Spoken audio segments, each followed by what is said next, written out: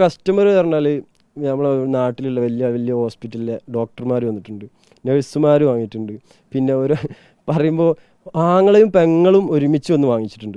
First ആങ്ങളെ വന്ന്, പിന്നെ ഞാനും ഓനും ഫ്രണ്ടായി, ഓൻ്റെ കഥകളൊക്കെ പറഞ്ഞു ഓൻ്റെ പെങ്ങളും ഓനും ഒരുമിച്ച് വന്ന് വാങ്ങിച്ചിട്ടുണ്ട്. ഹസ്ബൻഡും വൈഫും ഒരുമിച്ച് ഞാൻ അവരെ വീട്ടിൽ പോയിട്ട് എൻ്റെ കയ്യിൽ ഇതുണ്ടായത് എവിടെ എനിക്ക് സ്വാഗതം. എന്നെ ഓരോരുത്തർ എൻ്റെ വീട്ടിൽ വന്നിട്ട് BMW ഫോർച്യൂണറിലൊക്കെ ഒന്ന് എടുത്തുകൊണ്ട് പോകും. കാരണം എൻ്റെ കയ്യിൽ ഇരിക്കുന്നത് എന്താ, സ്വർണ്ണത്തിൻ്റെ വിലയുള്ള ഡയമണ്ട് പോലെ ഇരിക്കുന്ന സാധനമാണ്. വെറുതെ കിട്ടണം, ഇതാരും വെറുതെ കിട്ടില്ല. ഇതൊരു ലേശത്തിന് കൊടുക്കണം 1500-3000. ഇതെല്ലാവരും വെറുതെ ഇതാക്കി. അങ്ങനെ ഒരു വീട്ടിൽ പോയിട്ട് ഞാൻ അവിടെ കൊടുത്തപ്പോൾ അവരെ ഹസ്ബൻഡും വൈഫും ഒരുമിച്ചിരുന്നടിച്ച്. പിന്നെ ആങ്ങളും പെങ്ങളും അടിക്കും, പിന്നെ ഒരു വീട്ടിൽ ഉപ്പടിക്കും, മക്കളും അടിക്കും. അത് അവർ തമ്മിൽ അറിയില്ല, ഇപ്പോൾ അറിയുന്നുണ്ടാവും. അതൊക്കെ അവർക്കറിയാം. കാരണം ഞാനൊരു കച്ചവടക്കാരനായിരുന്നു.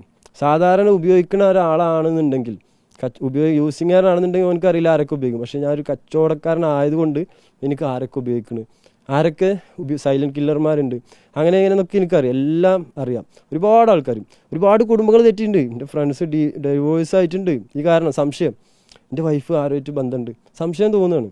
അത് ഓട്ടോമാറ്റിക്കലി ഉപയോഗിക്കുന്നവർക്ക് സംശയരോഗം കുറച്ച് കൂടുതലാണ്. സംശയം കൂടുതലാണ്. അത്രയും സംശയമാണ് ഇതിൻ്റെ മെയിൻ. നമ്മൾ ഫ്രണ്ട്സിനായിട്ട് സംശയം, ഫ്രണ്ട്സ് എന്തെങ്കിലും അവിടെ ഇരുന്ന് ആരെങ്കിലും ഫോൺ വിളിക്കുകയാണെങ്കിൽ നമ്മൾ കൂട്ടത്തിലിരിക്കുമ്പോൾ വിചാരിക്കുക വിളിച്ച് ഇതിനെ കുറിച്ച് എന്തോ പറഞ്ഞു അവിടെ നിന്ന് എന്തെങ്കിലും പലതാണ് നമ്മൾ ചിന്തിക്കുകയാണ്. അതാണ് ഇതിൻ്റെ മെയിൻ സംശയം.